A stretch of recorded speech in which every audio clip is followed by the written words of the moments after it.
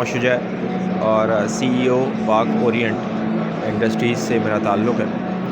और हम लोग बेसिकली पिछले 30 साल से शीट मेटल पे काम कर रहे हैं और हमारी एक्सपर्टीज़ इस पे अच्छी खासी डेवलप हो चुकी हैं। और हमारे पास जो फैसिलिटीज़ हैं उसके अंदर स्टैंपिंग, वेल्डिंग में CO2 वेल्डिंग, स्पॉट वेल्डिंग, फिर उसके बाद सरफेस ट्रीटमेंट हमारे पास है, ट्राई वेलेंट जो कि एनवायरनमेंट फ्रेंडली है, वो हम कर रहे हैं। और उसकी असेंबलीज़ वगैरह हम उसकी करते हैं पार्ट्स की, और उसको डिलीवर कर देते हैं कस्टमर्स को।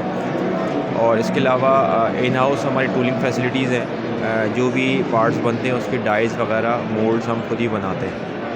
और टेस्टिंग फैसिलिटीज़ के अंदर हमारे पास solid spray test, chemical testing, coating thickness testing, material hardness testing वगैरह सब हम खुद ही कर रहे हैं। और इसी की वजह से हम अपनी प्रोडक्ट को क्वालिटी प्रोडक्ट बना के कस्टमर्स को डिलीवर करते हैं।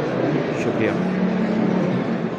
में जाने से पहले आपसे गुजारिश है कि अगर आप हमारे चैनल पर नए हैं तो प्लीज़ हमारे चैनल को सब्सक्राइब करें, लाइक करें और शेयर करें, ताकि हमारी हौसला अफजाई होती रहे। और अपने कमेंट से ज़रूर आगाह करें ताकि हम अपनी नई आने वाली वीडियोस को बेहतर से बेहतर बना सकें। Thank you.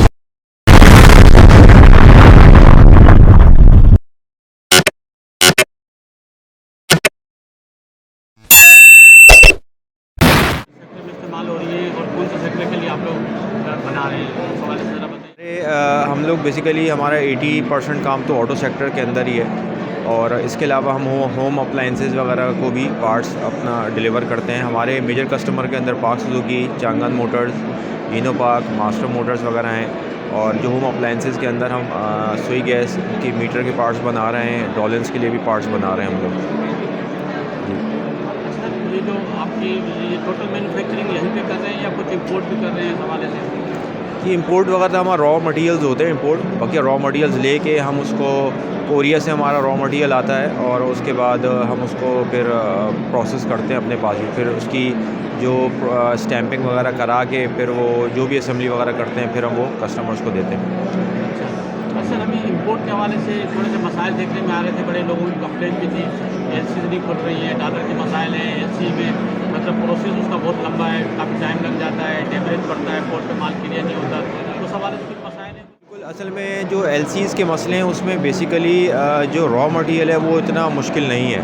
जो कंपोनेंट्स मंगाते हैं लोग उसमें बहुत प्रॉब्लम है, उसमें ज़्यादा पूछगछ होती है। रॉ मटेरियल्स में गवर्नमेंट या बैंक आसानी से LC खोल देते हैं। और हमारी LCs इतनी ह्यूज उसकी नहीं होती और हम 100% मार्जिन पे ही खुलवा लेते हैं, तो हमें इतना प्रॉब्लम्स नहीं हो रहे हैं। बाकी जो कंपोनेंट्स वगैरह मंगवा रहे हैं या फिनिश गुड्स मंगवाते हैं उनमें तो बहुत ज़्यादा इश्यूज़ हैं और भी आ रहे हैं उन लोगों को। सर, अभी आप देखेंगे जब ये कोविड आया था उसमें बहुत से वेंडर जो है वो वाइंड अप कर गए थे और बहुत से मतलब बंद हो गई थी फैक्ट्रियाँ। तो अभी मतलब कोविड के बाद से क्या ऑटो सेक्टर की क्या सूरत हाल है? अभी कुछ इसमें तेज़ी आई है, कुछ बेहतरी आई है? या क्योंकि कुछ लोगों का कहना है कि अभी भी वेंडर इंडस्ट्री जो है थोड़ा सा क्राइसिस में है। जी, कोविड के बाद से अगर हम देखें तो कोविड के बाद से पाकिस्तान एक ऐसा मुल्क था जिसने बहुत तेज़ रिकवरी की थी। तो समझ लें कि 2021 थोड़ा सा तेज़ गया और फिर 2022 जब क्लोज़ हुआ तो रिकॉर्ड सेल्स हुई हैं ऑटो इंडस्ट्रीज़ के अंदर और बकिया भी जगह पर। बट 2022 के बाद से आपको पता है क्या पोजीशन रही और उसके बाद से हम अभी भी क्राइसिस का शिकार हैं। तो अब देखें कुछ एक खुशाइन चीज़ हुई है डॉलर के हिसाब से। डॉलर में जो क्रैकडाउन्स वगैरह स्टार्ट हुए हैं उसकी वजह से डॉलर रेट नीचे आया है, कुछ चीज़ों की प्राइसेस, मटेरियल प्राइसेस थोड़ी नीचे गई हैं। तो अब जो है डिस्काउंट रेट का सब इंतज़ार कर रहे हैं। अगर डिस्काउंट रेट, क्योंकि बहुत ज़्यादा डिपेंडेंसी होती है ऑटो सेल की डिस्काउंट रेट के ऊपर, तो डिस्काउंट रेट अगर नीचे जाता है, जो कि लोग उम्मीद कर रहे हैं जाएगा, तो उसके बाद कुछ रिकवरी शुरू हो जाएंगी हमारी। इंशाल्लाह हमें उम्मीद है कि डिस्काउंट रेट आगे नीचे जाएगा तो सेल्स हमारी आगे बढ़ती हुई नज़र आ रही हैं अगले 4-5 महीने में, अगर कोई इशू मज़ीद नहीं है, डॉलर अगर स्टेबल रहा। अच्छा, अभी जो डॉलर की वेरिएशन है, डॉलर काफ़ी उससे ऊपर चला गया था लेकिन अब थोड़े इदारों की तरह थोड़ा डंडा घुमाया है उन्होंने तो नीचे आया है। तो अभी आप फ्यूचर में आप क्या देख रहे हैं? डॉलर मतलब अभी स्टेबल रहेगा या मतलब नीचे जाएगा क्या? देखिए डॉलर्स तो अभी 280 पे आके तकरीबन स्टेबल हो गया है। अब ये तो इदारों पे डिपेंड करता है वो कितना क्रैकडाउन अगर जारी रखेंगे तो मैं समझता हूँ मज़ीद नीचे 250 तक भी आने की गुंजाइश है, क्योंकि आगे मज़ीद हमारे पास IMF से डॉलर्स आने हैं आगे, तो नीचे जाने की गुंजाइश तो है। लेकिन अगर क्रैकडाउन रहा, अगर ये दोबारा से ये सब चीज़ें स्टार्ट हो गई तो फिर वो डॉलर वापसी का सफ़र ले लेगा अपना। तो उम्मीद तो है अल्लाह ताला मामलात आसान करे और जो इदारे क्रैकडाउन्स कर रहे हैं वो ये क्रैकडाउन जारी रहे और सारी लीगल हमारी इंपोर्ट हो रही हो। सर अभी कल कॉन्फ्रेंस हो रही थी पापाम की, तो मैं न्यूज़ में था, तो उसमें वो बता रहे थे कि जो मैन्युफैक्चरिंग इंडस्ट्रीज़ है हमारी, जो आप यहाँ पे लोकल पार्ट्स बना रही है उसको इंकरेज करना चाहिए, और जो बाहर से जो इम्पोर्ट चाइना से जो इम्पोर्ट करके पार्ट्स लगा रहे हैं यहाँ पे असेंबलिंग कर रहे हैं उसको डिस्करेज करना चाहिए। तो बल्कि उन पर बैन होना चाहिए, जो चीज़ यहाँ पे बन रही है उसको प्रमोट किया जाए। तो उस हवाले से आप क्या कहना चाहिए? जी बिल्कुल ऐसे ही है। लोकल इंडस्ट्री हम लोग सब इसीलिए यहाँ पे काम कर रहे हैं, इतनी मेहनत करते हैं, इन्वेस्टमेंट्स करते हैं, और हमारे मुल्क को भी फ़ायदा होना चाहिए। जो इंपोर्ट हो रही है वो आहिस्ता आहिस्ता करके लोगों को टेक्नोलॉजी ट्रांसफ़र करके हम लोग खुद बनाए, जैसे इंडिया में भी हुआ, वॉल्यूम्स आए, तो ये सारी चीज़ें वॉल्यूम पे भी बेस्ड होती है। बहुत सारी चीज़ें अगर उसकी वॉल्यूम ना हो उसको तो वो फिजिबल ही नहीं पड़ता कि हम लोकली डेवलप करें। लेकिन कुछ बहुत सारे ऐसे कंपोनेंट्स अभी भी इंपोर्ट हो रहे हैं जो हम यहाँ कर सकते हैं। तो हम लोग तो यही चाहेंगे पार्ट्स मैन्युफैक्चरर के ज़्यादा से ज़्यादा लोकलाइजेशन हो, ताकि हम एम्प्लॉयमेंट जनरेशन भी बढ़ेगी, उससे मुल्क को भी बहुत फ़ायदा होगा। बहुत सारा जो हमारा फॉरेन एक्सचेंज का हमारा इस्तेमाल है वो भी कम हो जाएगा इससे। अच्छा सर, दूसरा कुछ लोगों का कहना है मैन्युफैक्चरिंग के शोबे को गवर्नमेंट की तरफ से कोई सपोर्ट नहीं है, तो मैन्युफैक्चरिंग इंडस्ट्री जो है उसको गवर्नमेंट की तरफ से कोई सब्सिडाइज होना चाहिए, कोई टैरिफ, बिजली के टैरिफ में, गैस में, टैक्सेस में कोई उनको इंसेंटिव मिलना चाहिए। तो उस हवाले से कुछ कहना चाहेंगे आप?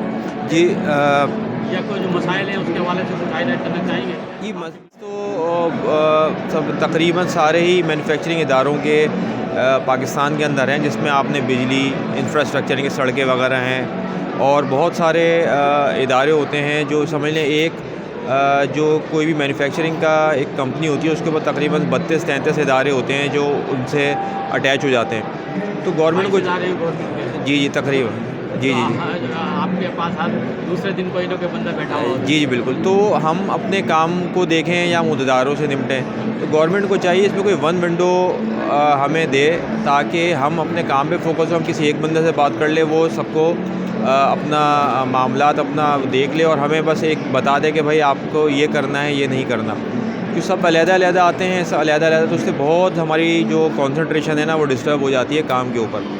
तो बिजली के मसले हैं यहाँ पर, सभी को पता है उसके बारे में। मैं क्या सेल टैक्स रिफंड के मसले हैं, सेल टैक्स रिफंड के मसले हैं, बहुत सारे नहीं मिलता आपको 2-2 साल 3-3 साल आपको उतना अमाउंट फंसा रहता है। बिल्कुल। तो हमें कोई कंसल्टेंट हायर करना होता है, फिर वो सारे मामलात को देखते हैं, तो हमारे बहुत सारे तो एक्स्ट्रा एक्सपेंसेस इसी में लग जाते हैं इन मामलात को निपटने के लिए। तो गवर्नमेंट जी आपकी फैक्ट्री है वो कहाँ पर है आपकी? हमारा सेटअप जो है वो मेमार इंडस्ट्रियल एरिया वहाँ पर है, साइट 1 कहलाता है। तो वहाँ पे कुछ इंफ्रास्ट्रक्चर की कुछ डेवलपमेंट हुई है, वहाँ पे कुछ बेहतरी आई है? जी काफ़ी इंडस्ट्री लग रही है साइड सुपर हाईवे पर। जी वहाँ पर पहले हम जब आए थे वहाँ सड़क वगैरह नहीं थी, लेकिन अब सड़क वगैरह बन गई है। और वहाँ पानी का इशू है, वहाँ गैस का इशू है, बिजली तो आ गई। बिजली भी समझ लें कि उसको खुद ही हम सारा मैनेज करना होता है। अगर कोई प्रॉब्लम आ जाए तो मैनेज हम नहीं करना होता है, वो कि इलेक्ट्रिक वगैरह नहीं करते, कहते हैं ये अब हमने सिस्टम ख़त्म कर दिया है कि हम करेंगे, और कोई भी इशू आएगा वो हमने खुद ही उस मामलात को उसको हैंडल करना पड़ता है। दूसरा आपका 4 के चौरंगी से जो रोड है वो भी काफ़ी ख़राब है, लोगों को इनकन्वीनियंट पड़ता है, शॉर्ट भी है मेरे ख्याल में।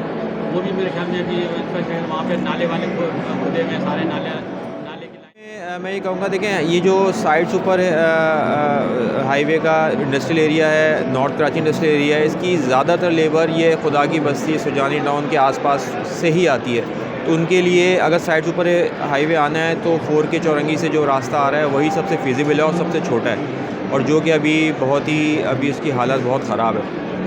तो मेरा गवर्नमेंट से दरख्वास्त यही है कि उसको जल्द अज जल्द उसको सही किया जाए, ताकि हमारे जो लोग हैं काम करने वाले आ रहे हैं उनको परेशानी ना हो। नॉर्थ कराची में एक आपको रास्ता मिल जाता है नागन के थ्रू, शफीक मोड़ से एक रास्ता मिल जाता है, लेकिन वो थोड़ा लंबा पड़ता है। ये शॉर्ट रास्ता है, इससे जल्दी पहुंच जाता है बंदा। सर एग्जीबिशन में आप लोगों ने फर्स्ट टाइम पार्टिसिपेट किया है लास्ट में, तो उस हवाले से क्या कहना चाहेंगे, क्या रोल होता है एग्जीबिशन का प्रमोट करने में आपको, और उसमें कुछ रेस्पॉन्स के हवाले से बताना चाहेंगे, तो आपको सीरियस बायर आए कॉन्टेक्ट? जी, हमने फ़र्स्ट टाइम पार्टिसिपेट किया है और हमें बहुत अच्छा इस पर रिस्पॉन्ड मिला। मैं सबको ये कहूँगा कि पार्टिसिपेट ज़रूर करना चाहिए। इसमें एक तो समझ लेते हैं कि अगर हम बगैर एग्ज़िबिशन के हमें सबके पास जाना पड़ता है, यहाँ पे सब हमारे पास आ जाते हैं, तो हमारे लिए एक ही जगह पे बैठ के बहुत सारे लोगों को से बातचीत करना, उनसे कॉन्टेक्ट्स डेवलप करना बहुत आसान होता है। तो बहुत अच्छा यहाँ पे मुझे फ़ील हुआ एग्ज़िबिशन में पार्टिसिपेट करना। काफ़ी लोग हमारे पास आए, उनसे मुलाकातें हुई, उन्होंने हमारे साथ बैठ के चाय भी पी और हमारे चीज़ों को समझा। अब हम एग्ज़िबिशन के बाद उनसे राब्ते करना हमारे लिए बहुत आसान हो जाएगा। अच्छा सर, ये जो पापाम है उसके हवाले से क्या कहना चाहेंगे, उसका क्या रोल है आगे इंडस्ट्री को प्रमोट करने में? काफ़ी एक्टिव है, हर साल एग्जीबिशन कराती है, बड़ी अच्छी होती है, लेकिन अभी कुछ कंप्लेंट्स आ रही है कि कुछ हाल है उनमें ऐसे बिल्कुल चल नहीं रहा, बड़ी गर्मी हो रही है वहाँ पे, तो मैनेजमेंट के हवाले से बड़े लोग वो डिसअपॉइंट हुए। देखिए, मैं तो अभी मैंने जब विज़िट किया है, मुझे तो इस तरह का नहीं है। मैं इसको देखूँगा अभी कि कहाँ मसला आ रहा है। मैं एक कमेटी के अंदर भी हूँ, ऑर्गेनाइजिंग कमेटी के अंदर भी हूँ और बकिया हम लोगों ने इतनी इसमें काविशों के बाद हमने की। आपको हालात का मुल्क का पता है, हमारे बहुत सारे जो साथी हैं वो नहीं आए इसी वजह से, हालात की वजह से। तो हम बहुत सारे सवालात भी हुए, लेकिन हमने इसके बावजूद मतलब हम ये फ़ैसला कर रहे थे हम करें या ना करें, लेकिन हम लोगों ने हिम्मत करके, मैं सब लोगों को खराज तहसीन पेश करूँगा जिन लोगों ने इसमें हिस्सा लिया। और उन्होंने जी, नबील सिद्दीकी साहब हमारे इवेंट के मैनेजर हैं, वही हैं। पापाम से ज़ैन हैं वो। जी, मैं भी एग्जीक्यूटिव कमेटी में हूँ, मैं जो ऑर्गेनाइज़ करवा रही है उसको। सर, आप तो मैनेजमेंट में हैं, तो मतलब आपको तो ये देखना चाहिए, क्योंकि एक हाल है मेरे ख्याल में आगे उसमें बिल्कुल ऐसे नहीं चल रहा है। तो लोग कह रहे हैं यार देखो, हमने लाखों रुपये देखे यहाँ पे आए, लेकिन यहाँ पे हम वोट भी नहीं पहन सकते। जी, अच्छा मेरी करें जी, मैं सॉर्ट आउट करें। अच्छा सर, कोई सजेशन देना चाहेंगे, कोई मैसेज देना चाहेंगे हमारे कोई बात हाईलाइट करना चाहें, कहना चाहें? किस हवाले से बात कर रहे हैं? सजेशन के हवाले से, अच्छा। लोकल इंडस्ट्री को प्रमोट करने के हवाले से। जी, बिल्कुल। मैं ये एक सजेशन देना चाहूँगा कि जो लोकलाइजेशन के हवाले से हमारा मेन इंटरेस्ट तो यही है, और हमने यहाँ जो एग्ज़िबिशन लगाई है इसीलिए लगाई है कि लोग आएँ। हमारे मेन कस्टमर्स जो गाड़ियाँ बनाने वाली कंपनी OEMs जो हैं, ये हमारे मेन कस्टमर्स हैं। इन्हीं के लिए हम एग्ज़िबिशन लगाते हैं कि ये आएँ, देखें कि हम लोग क्या क्या बना रहे हैं। तो मेरी सबसे दरख्वास्त यही है कि पार्ट्स को ज़्यादा से ज़्यादा लोकलाइज़ करें और देखें कि हम कितने अच्छा, और आवाम भी देखे, मीडिया भी देखे, क्योंकि बहुत सारे लोग कहते हैं कि यहाँ कुछ नहीं बनता, जबकि यहाँ पे जो पार्ट्स जितने भी रखे हैं आसपास सारे ही लोकली मैन्युफैक्चर हैं, जो कि लोग समझते हैं कि यार इंपोर्ट करा लेते हैं, हम कुछ नहीं करते। तो ये चीज़ समझे, सब मीडिया भी समझे कि हम लोग बहुत सारी मैन्युफैक्चरिंग कर रहे हैं, और जो हमारी OEMs हैं उनसे भी दरख्वास्त करता हूँ ज़्यादा से ज़्यादा लोकलाइज़ करें, ताकि हमारे यहाँ पे जो लोग हैं उनको हम ज़्यादा से ज़्यादा एम्प्लॉयमेंट दे सकें। शुक्रिया।